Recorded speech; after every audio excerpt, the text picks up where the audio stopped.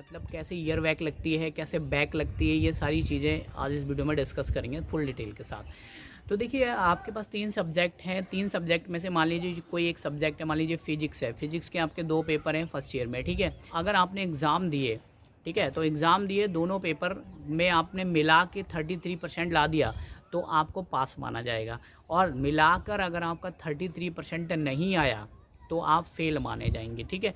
तो आप वहाँ पर फेल माने जाएंगे, उस समय आपकी बैक लग जाएगी, ठीक है। जैसे मान लीजिए, मैं फिर से एक बार रिपीट कर रहा हूँ, फिजिक्स है सब्जेक्ट, उस फिजिक्स के 2 पेपर हैं, first paper and second paper. अब फर्स्ट पेपर और सेकंड पेपर में मिला के दोनों का आपका 33% आ जा रहा है तो आप जो है यहाँ पर पास माने जाएंगे, ठीक है। लेकिन अगर दोनों का मिला के 33% नहीं आ रहा है तो आप यहाँ पर फेल माने जाएंगे उस सब्जेक्ट में, और आपको बैक का पेपर भरना पड़ेगा, आपको दोबारा से पेपर देना होगा। अब क्वेश्चन ये आता है कि मान लीजिए सेकंड पेपर में हमारी मतलब कम आए मार्क्स, और मान लीजिए सेकंड पेपर में बहुत कम मार्क्स हैं, तो हमें सेकंड पेपर का देना है या फर्स्ट पेपर का एग्ज़ाम देना है। आपको दोनों पेपर का एग्ज़ाम देना पड़ेगा, कुल मिला के पूरे सब्जेक्ट का एग्ज़ाम देना पड़ेगा। यानी फिजिक्स का एग्ज़ाम देना पड़ेगा, फिजिक्स में फर्स्ट पेपर और सेकंड पेपर दोनों का एग्ज़ाम आपको क्लियर करना पड़ेगा।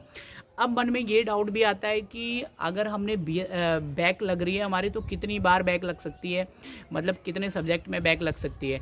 तो अगर एक सब्जेक्ट में आपके बैक लग रही है तो आप बैक का एग्ज़ाम दे पाएंगे। अगर आपके एक से अधिक सब्जेक्ट में बैक लग गई तो आपको ईयर बैक में डाल दिया जाएगा और आपको दोबारा से फिर से सारे एग्ज़ाम देने पड़ेंगे, आपका 1 साल जो है लॉस हो जाएगा।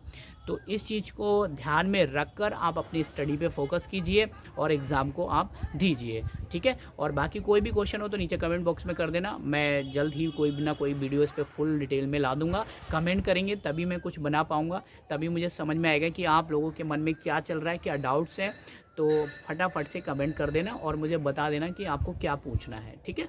All the best.